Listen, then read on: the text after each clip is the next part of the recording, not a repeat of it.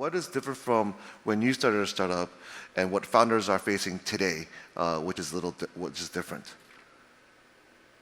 Who? Me? Oh, sure. Why don't Mark first? Yeah. Yeah. First of all, we could talk about this for a long time, but there's a big fundamental difference, especially in the technology area, is that, take an example of when we started Netflix, which is in 1998, so almost 25 years ago. And then, if you wanted to build an e-commerce website, you built it. You did not go up to the cloud and pay $19 for Shopify. If you wanted to take payments, you had to build your own portal to the bank. You couldn't use Stripe or PayPal. If you wanted analytics, you built your own analytics. You didn't have Tableau or Looker. I mean, everything was from scratch, including us having a full closet full of our own servers to serve our own web pages. And because of that, the path from having an idea to actually figuring out whether your idea was any good or not was really long and really expensive. So when we pitched that idea, it was filled with imagine if you will and implicit trust us, because there just was no easy way to validate that idea other than spending 6 months building it out and launching it. And that required that the founders have some credibility. I was 38 years old and I had already had 5 other startups. Reed Hastings had just come off a big successful IPO of the company he founded. And so we were considered a bit more bet-worthy, but not someone who was just coming out of college, just finished the last business was mowing ditches or whatever the case is. But what's different now, to answer the question, is that now the technology stack is so good that the distance between the idea and the ability to validate it is measured in hours and measured in $10 and $20. You can just go up right now and you can grab everything you need. And so the only thing you have to worry about solving is your primary idea, which means in the time, not even the time, you could cycle through 50 ideas in a weekend. And that has totally freed up what's required for someone who has an idea to actually go out and figure out, is this idea any good? John, anything to add? I would just add the resources that are available to you now as an entrepreneur. Just to find mentoring. There are now dozens of people who've been down the path, hundreds of people who've been down the path, probably in the geography where you live. And many of them have made themselves available to help. And I remember just trying to go find a book in 1992 when I started my first company about anybody who'd been down this path. And the only book I could find was the founders of Go Computer, which included Bill Campbell, who had written about their experience in battling with Microsoft and trying to get this little company off the ground. That was the only book I could find.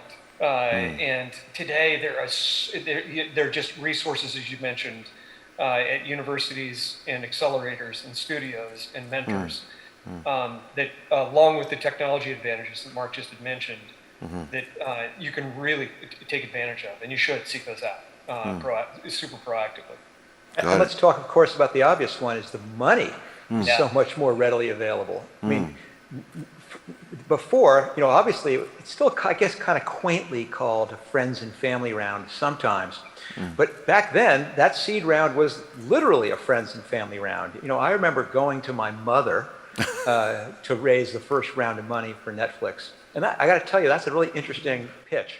But now, of course, you not only have venture funds doing seed, but you have funds dedicated explicitly to seed and early stage companies. You have angel investing clubs. You have a tremendously robust angel network.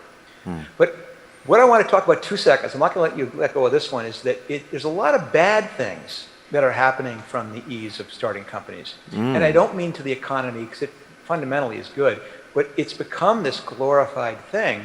And what pains me to see is so many entrepreneurs getting into this for the wrong reason. In other words, seeing, oh, God, they watch The Social Network and they go, oh, look at the parties and look at the pitching and look how rich he gets. And they think that that's the path. It's not unlike someone who watches a movie and thinks, wow, it's easy being a world famous actor. It's 1 in a billion. And the people who've had some success like myself are tremendously lucky.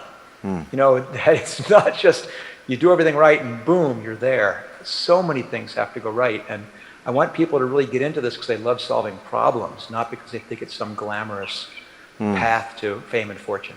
What are some of those things that haven't changed since, regardless of all the technology and stuff that's happened and going on in your mind? Maybe, John, you can maybe start? Yeah, I think two financial realities, and Mark and I can bounce back and forth on these, but two financial realities I think have to be true if you're going to build a company of scale. One is that there is a large market for what you're going to do. And I've missed that a couple of times. We've created a really interesting company, but in a very small market. And the multiples get compressed when you're nearing your liquidity event. And second, the profit margins have to be interesting. It is a test that I now run on myself that I didn't run earlier on. But is this a large market? Does it have attractive margins? Because then you're as Mark alluded to, the startup journey is a journey of toil. It is difficult and hard. In fact, when I met Elon, one of the things that he said he was looking for in somebody to take on the role that I took on was a fellow entrepreneur. And I said, why? And he said, because you know what it's like to chew glass and dangle over the edge of a cliff at the same time. And when he said that, I laughed, just like you just did, but I knew it was true. I knew that feeling. And I knew waking up in the middle of the night wondering if we were going to make payroll. And that kind of toil is easier if you at least have a large market with attractive margins. And if you're going to toil, you might as well toil on very fertile soil versus ground that's going to be really hard to get anything out of.